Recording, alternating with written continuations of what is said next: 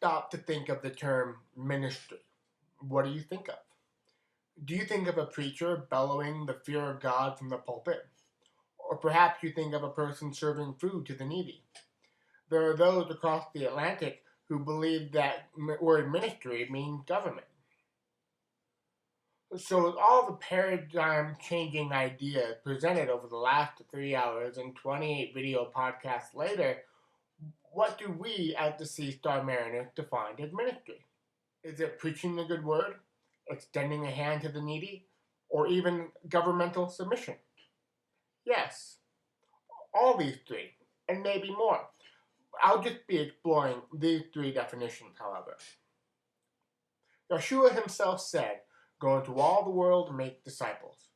It is interesting that he didn't say, "Go into all the world and save people from eternal hellfire." No, what he wanted is the same thing that Yahweh wanted. A people who would take a stand and be his representative to the world. St. Francis of Assisi once said, "Go into all the world and preach the gospel, and if necessary, use words." Can you imagine the judgment that will come upon the world, all because of what a few fishermen, a tax collector, and an exiled minister saw and understood?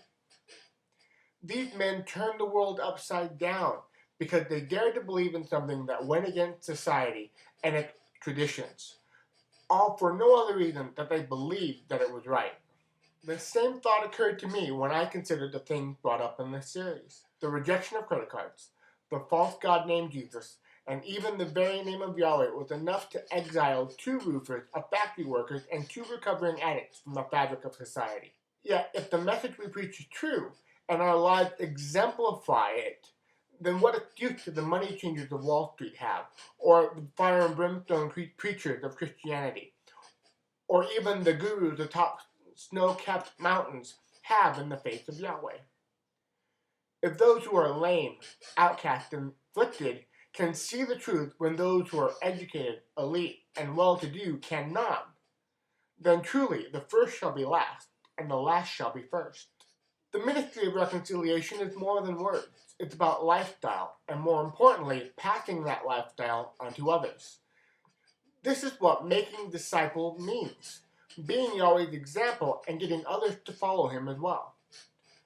Who does Yahweh want to follow him, however? The normal Christian would answer, everyone. This is true. Yahweh would want everyone to follow, but he's a bit more realistic than that. As I pointed out earlier, those who think they have found success outside of Yahweh would be less inclined to join the rigors of self-sacrifice and self-denial that Yahweh would require. As Yahshua pointed out, it would be easier for a camel to pass through the needle's eye than for a rich man, in money, status, and tradition, to enter into the kingdom of heaven. It is the lame and the outcast and the afflicted that Yahweh wants to build a nation out of, because they had nothing, save for him and the desire to be different, to be better than what they were. These people who desire to be a part of Yahweh's kingdom aren't the only ones downtrodden by the system. The others will just decide to leech off of it.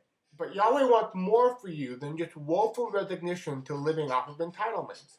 After hearing about Yahweh's desire for education and business, you'd understand that Yahweh desires for you to take on the mindset of a business person. Yet none of this does he require you to do alone. Not only will he be with you every step of the way, you also have his fellowship to rely on, to help to learn, to grow, and to joint venture together in business. You can do it, and we can do it together. This is where the function of government comes into the ministry. The identity given to us by the breath of Hashem tells us of our spiritual personalities and our business tendencies. Such as the identity of the lion, which says that you can either be a prophet or an evangelist, who would be great in marketing or sales.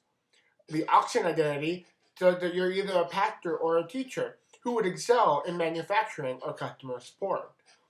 Finally, the eagle shows the identities of the apostle or the administrator, those who carry out the vision of the company, such as the CEOs or those in HR and accounting. If some of these fit you while others don't, please keep in mind that Paul says that we are all these things. We just have stronger traits than others, and the purpose is to allow Yahweh to awake these things in us. Finally, let's say you're not into construction, computers, or bookkeeping. What does that mean, that there's nothing for you to do? Or does that mean that we have to give up on the arts in pursuit of the practical? Well, first let me say there's always a need for practical skill, gardening, roofing, construction, whatever, things that people need, food, shelter, etc. But it doesn't have to end there. I'm a writer who enjoys sci-fi and fantasy storytelling. My best friend is a musician with a heart for guitar. Does that mean that I'll never be able to write my own story or make my own movie? Does that mean my friend will never be able to produce an album? No, it doesn't. What it does mean is that we have to rely on self-publishing methods. And with the advent of the internet, self-publishing has become the way of the future. These things have become avenues for ministry to non-members as well as edification of current members. Yet would we be allowed to make money off these things, or does it all have to be free? The only thing we can't sell is the message. Theology classes, Bible, things of that nature, things of educational purposes. However, if I were to make a movie of a child for their parents, I could get paid for that. If someone wanted a collection of songs from my friend, he could sell that. The artistic interpretation can be sold, yet the message of Yahshua crucified and resurrection is not for sale. The concept of the ministry encompasses all these things and more. The establishment of our identity to the expression of it is all within Yahweh's design. We just need to remember that the expression of ourselves is really the expression of Yahshua through us. Everything we do is for the glorification of Yahweh and for the edification of the fellowship. The school, the businesses, even our hobbies all fall within the realm of ministry as long as Yahweh is in the center of it. Up next, the conclusion of section 3 and the testimony of how I met our Father.